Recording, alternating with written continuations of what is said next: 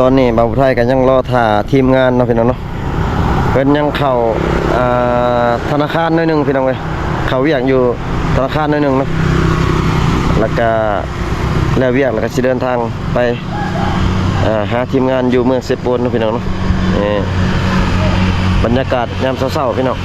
ตอนนี้ประมาณ 8 โมงกว่าๆเนาะอยู่ที่ชายแดนลาวเวียดพี่น้อง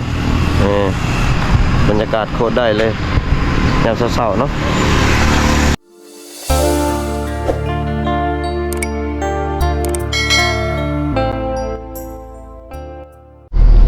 สบาย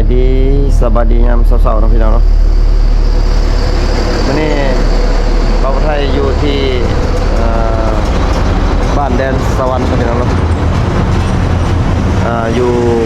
ชายแดนลาวเวียดเนาะพี่น้องลาวบาวเนาะพี่น้องตอนนี้ทีมงานยังแวะกินข้าวพี่น้องเว้ยเนาะว่าสิเดินทางไปหาบ่าวล่ายูทูบเบอร์เนาะพี่น้องอยู่เมืองเซโปนเดี๋ยวบ่าวไทยสิกินข้าวแล้วก็สิเดินทางไปสู่หมู่บ้านของบ่าวล่าเนาะพี่น้องเนาะเดี๋ยวบ่าวไทยสิบันทึกการเดินทางให้ FC ได้เบิ่งนำกันเราไปหาบ่าวล่าอยู่เฮือนของบ่าวล่าเนาะพี่น้องเนาะตอนนี้ทีมงานกำลังรอท่ากินข้าวพี่น้องทีมงานเนาะเป็นจังได๋สบายดีเนาะทาง FC ของบ่าวผู้ไทยบ้านนามื้อนี้สิไปหาบ่าวโกยและบ่าวล่าอยู่สิโปนพุ่นเนาะ F ไปหาเยี่ยมยามเพิ่นตอนนี้อยู่ไสและตอนนี้อยู่ชายแดนมานั่งกินข้าวมาชมวิวดินเนาะครับบ่าวไทยบ้านนามากินลาบลาวๆเนาะแม่ตอนนี้ทีมงานนั่งรอถ่ายนั่งกินข้าวอยู่พี่น้องเว้ยเดี๋ยวบ่าวผู้ไทยสิบันทึกการเดินทางไปเยี่ยมยามบ่าวล่าเนาะแล้วก็บ่าวโกยอยู่เมืองเซโปนพี่น้องตอนนี้อาหารก็มาแล้วพี่น้องมีลาบแล้วก็มีต้มนะพี่น้องกินข้าวเช้าน้องกันพี่น้องเว้ยมาพี่น้องเราไม่รู้จักทางแบบลาว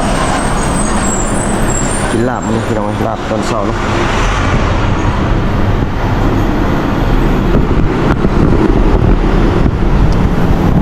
เดี๋ยวว่าทำยังไง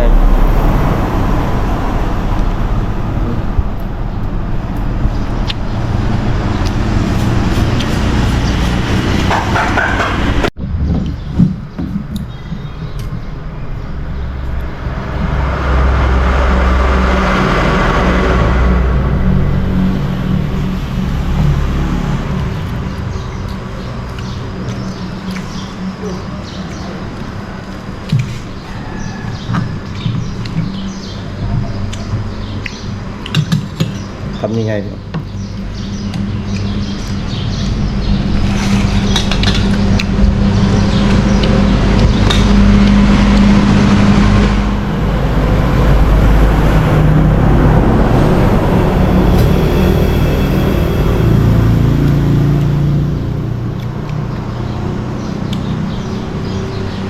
ไปวันนี้ใครจะขึ้นมาตกมันตกมาเมื่อไหร่เลยตกว่าอะไรไม่ได้เลยวัน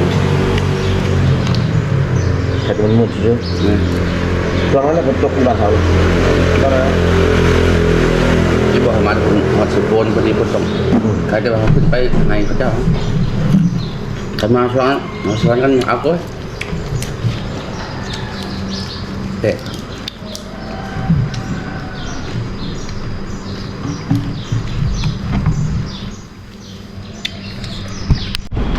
ตอนนี้เบาไทยก็กินอิ่มได้นะพี่น้องเนาะยังแต่จานแทนเป็นยังบ่อิ่มสักเป็นยังล้างถ้วยอยู่พี่น้องเลยเป็นสิล้างให้เบิดพี่น้องเนาะเบาไทยมันกินอิ่มแล้วอาจจะมีเสียงรบกวนนะพี่น้องวางอยู่ใกล้เส้นทางนะพี่น้องจานแทนเป็นกำลังสิล้างถ้วยพี่น้องล้างถ้วยล้างจาน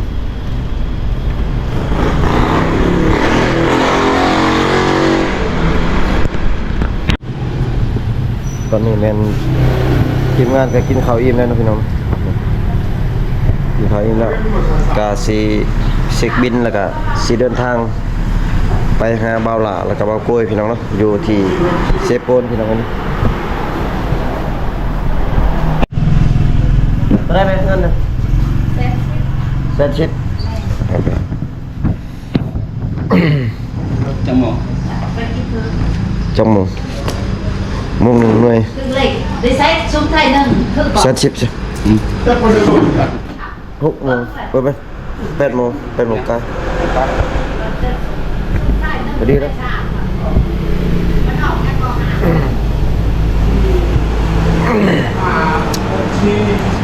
Thảo đi, xuống, xuống cầm. Mình, đây, đi thăm. Ảo, đi mà, nó kéo lưng mà còn. Ở đây. Ăn đấy. เซนชิปเนาะจ่ายค่าอาหารเช้าพี่น้องเอ้ย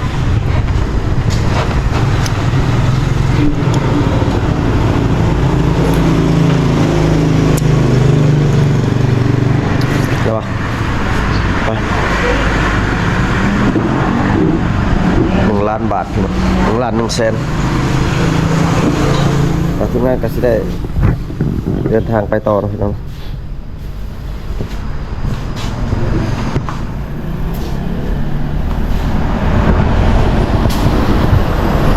บรรยากาศยามเช้าๆนะพี่น้องเนาะอยู่ที่ชายแดนลาวเวียดพี่น้องบรรยากาศยามเช้าๆก็สิได้เดินทางไปเมืองเซโปนต่อนะพี่น้องเนาะตอนนี้บ่าวผู้ไทยก็ยังรอท่าทีมงานเนาะพี่น้องเนาะเพิ่นยังเข้าธนาคารหน่อยหนึงพี่น้องเอ้ยเข้าเวียกอยู่ธนาคารหน่อยหนึงเนาะแล้วก็แล้วเวียกแล้วก็สิเดินทางไปหาทีมงานอยู่เมืองเซโปนนะพี่น้องเนาะบรรยากาศยามเช้าๆพี่น้องตอนนี้ประมาณ8 โมงกว่าๆเนาะอยู่ที่ชายแดนลาวเวียดพี่น้องบรรยากาศโคตรได้เลยยามเช้าๆเนาะ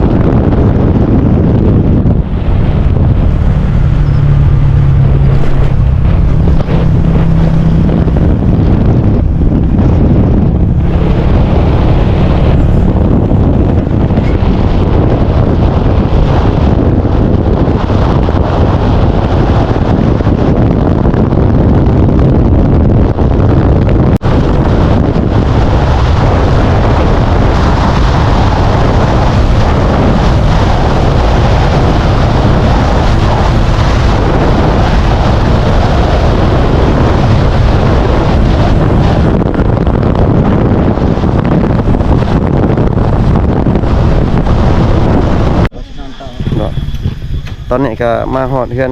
ของบ่าวโกยแล้วก็เฮือนบ่าวหลาแล้วเนาะพี่น้องเนาะตอนนี้ก็สิไปหาทีมงานก่อนพี่น้องเนาะเดินทางมากะใกล้เติบพี่น้องเพื่อสิฮอดมาเหมือนธรรมดาพี่น้องอันนี้ก็เป็นหมู่บ้านของบ่าวหลาเนาะแล้วก็ตอนนี้ก็มาฮอด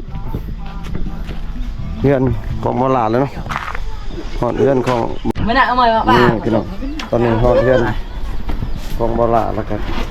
เป็นบ่าวโกยแล้วพี่น้องเอ้ยเนาะตอนนี้ก็เดินทางมาฮอดบ้านของบ่าวหลาแล้วก็บ่าวโกยเลยเนาะพี่น้องเนาะก็บ่าวไร่ก็สิขอปิดคลิปเลยเนาะพี่น้องเนาะบันทึกการเดินทางแต่ชายแดนมาฮอดบ้านของบ่าวโกยบ่าวหลาเนาะพี่น้องก็บ่าวไร่ก็สิขอปิดคลิปเลยเนาะพี่น้องเนาะฝาก FC กดไลค์กดแชร์กดติดตามทางช่อง YouTube บ่าวผู้ไทยบ้านนาแนลนี่เด้อพี่น้องเนาะเจอกันคลิปหน้าเด้อพี่น้องบ๊ายบายพี่น้อง